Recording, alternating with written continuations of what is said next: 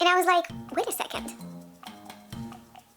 It is nearly, if not like completely identical to the Francis Kurkdjian version.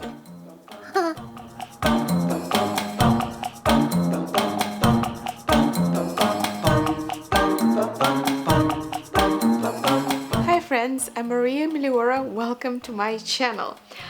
I have been perusing through a lot of zesty, refreshing fragrances in my collection. I already showed you a collection on the tale of 3 apples that I assembled to celebrate the kind of the morning freeze of winter mornings.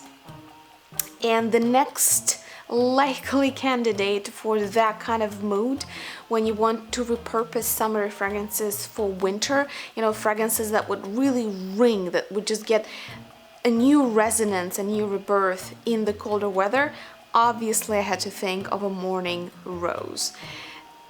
When it comes to the refreshing, zesty, invigorating rose fragrances, my name is a legion in that case. Like there's so many, just so many that I can't wait to actually hear what are your favorites. It doesn't matter how many names I drop in this video, there will still be dozens upon dozens of more beautiful, refreshing, you know, very like flute-like rose fragrances that just kind of sing with you.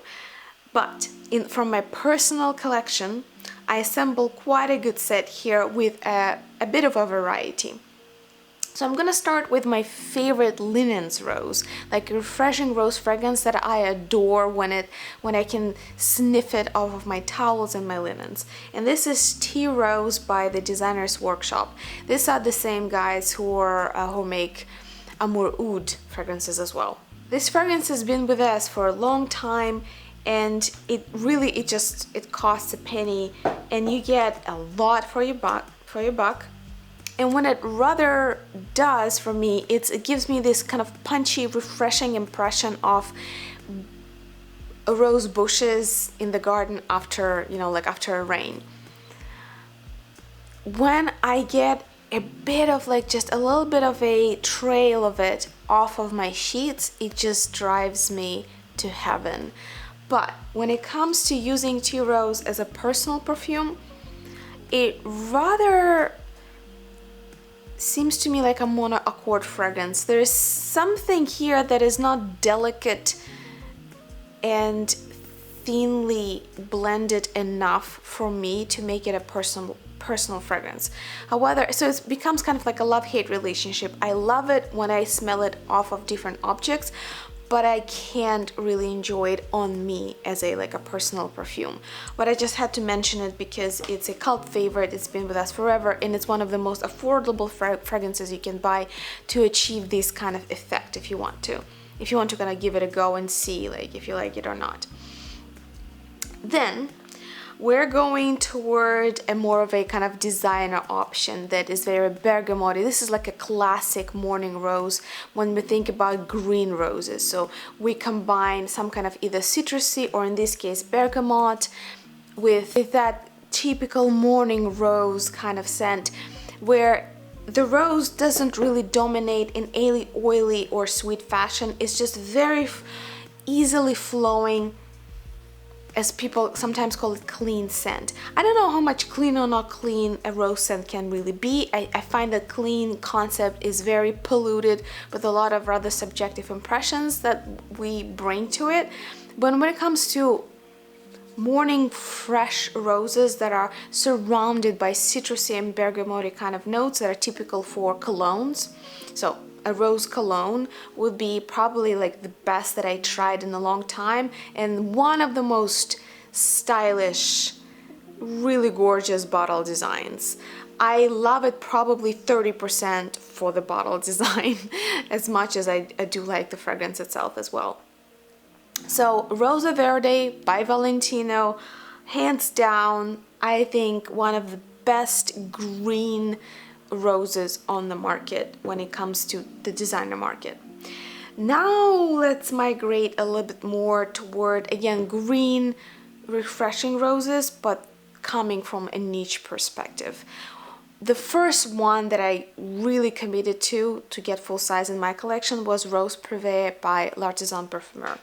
To this day, this is it my favorite niche refreshing rose? I think it is. Yes, I'm gonna go with it. It is. This is Rose Perfumes. Because here we get such an unusual green note. Here we get a chord of basilic that combines itself with this kind of zesty morning type of rose.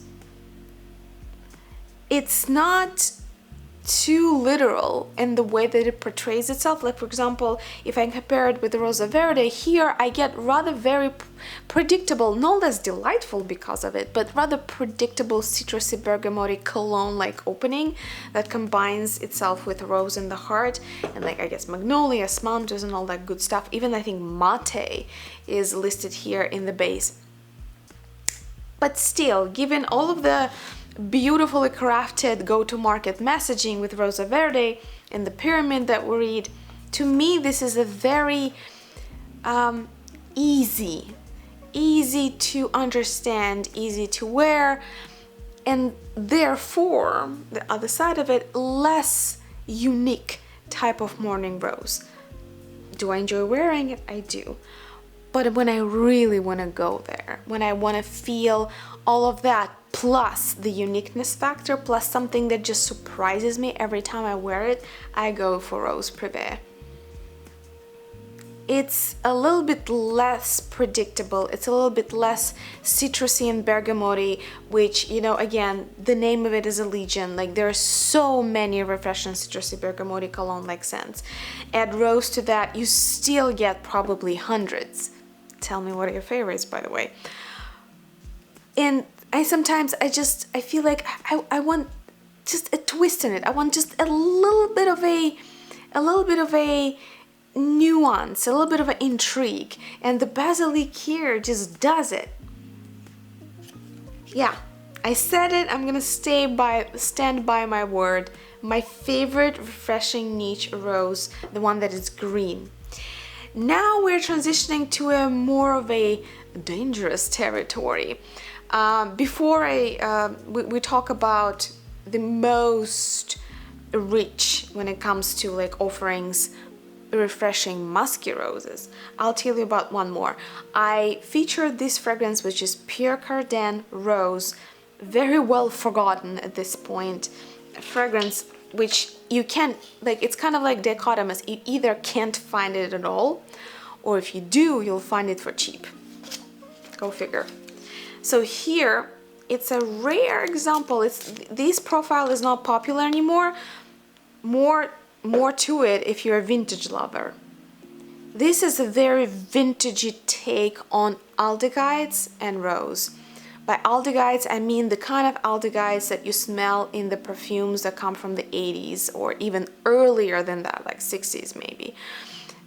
Chanel No. 5 comes to mind, Arpège by Lanvin, but there you get much deeper, richer, heavier kind of compositions. But I'm just trying to point out that the aldehydes here, the contemporary aldehydes, you can find easily in a lot of Atelier Bois d'Orange fragrances. Those aldehydes basically have a smell of a champagne, if you wish. They are just this kind of like sour, almost mineral patchouli-like. They give that kind of presence. The older generation of aldehydes, this is what you find here. So they are a little bit more prinkly, they're a little bit more sharp, they do almost give you a little bit more an oily kind of effect on them. So here is the aldehydic rose, which I still find to be a beautiful morning zesty type of fragrance. It's just not as uplifting and refreshing as what we are used to when we're talking about morning invigorating fragrances. This is more of for those of you who like dream that we still like lived in the past, you know, like if you're a vintage lover, if you prefer a classic French like blending of perfumes, this is oddly a cheap gem. So this is the one aldehydic rose that I would recommend to you, even though that particular family, that particular combination, unfortunately is not as trendy at this point, but I'm looking forward to seeing maybe more examples. Maybe it will come into vogue again. Okay, now this gets dangerous. Musky roses can easily slide into BO kind of flavor.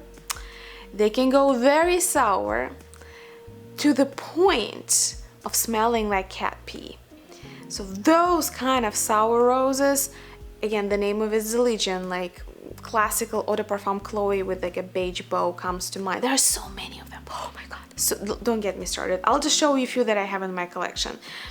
The one that I find to be the most audacious in the way it explores that concept is Grace by Grace Goddington in collaboration with infamous, again, very shocking contemporary niche brand Comme des Garçons. I love this little kitten. I love her. Such a beautiful packaging, and just mind you, this is actually hand-blown glass. So cool. So, Grace by Comme des Garçons is the musky rose, and it, like, if you don't know Grace Goddington, she is a historic persona of the 20th century, is one of the longest standing fashion editors at American Vogue. She is I'm sure you probably have seen her pictures, even if you think you haven't. She's like this, right now she looks like a crazy old cat lady with like bushy, wild, red hair. Like she's awesome. She's pretty rebellious like. And she's a cat lady. She loves cats. So it is almost a literal like kind of niche joke on the notion that spicy musky roses do smell like cat pee in a lot of times. And she loves cats. And she's probably, I assume, way more tolerant to what the cat pee implies as an olfactory experience. So when I first got introduced to it, it was through blind tasting, and at that point I called it a spicy hot urine, but I still liked it. I was like, okay, I heard stories upon stories about, blackberry or like musky rose perfumes that smell like pee, but I never really witnessed it myself, and this is the first one that really went there, at least for me. But it was still on the border. It was not bad. It was actually interesting because all of the rich spices that were kind of like growing through the zesty sourness of that rose. I used up the sample that I had. I begged Andre, who sent it to me, for another decant, and eventually I just caved in.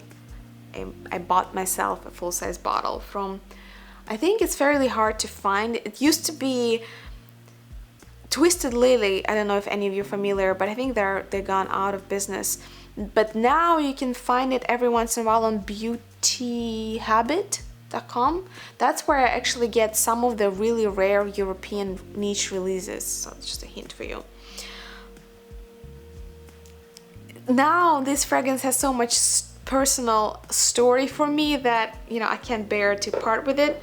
Even though, in all honesty, if I had to choose between the two niche, fresh, zesty roses, I would go for Rose Perfumes, but I still love Grace. Now we're getting to one of my discoveries. I got a sample from one of my subscribers. Again, if you guys, just in case, if you're guys in the mood to send me any kind of samples for testing or something even more exciting for blind tasting, please do. My blogger address is down below. Like, I'll be thankful to you forever. So one of my subscribers sent me a sample of Francis Kurkdjian a la Rose scent. I had not realized that Francis Kurkdjian has like so many fragrances at this point. So many! I was a bit shocked when I was looking through Fragrantica trying to find this one. It's like, whoa, he is one prolific businessman. Okay, a la Rose, Maison Francis Kurkdjian, right? One of the like when I smelled it, I felt like a la Rose was one of the most wonderfully, elegantly crafted morning roses. Something that I would expect from old Penhaligon's, something I would expect from Atkinson's, and like all kinds of like British blending style. It's just so thinly woven, so elegant, just delightful like a high tea. And then I got it. I immediately got it from my memory that I feel like I had something just like that.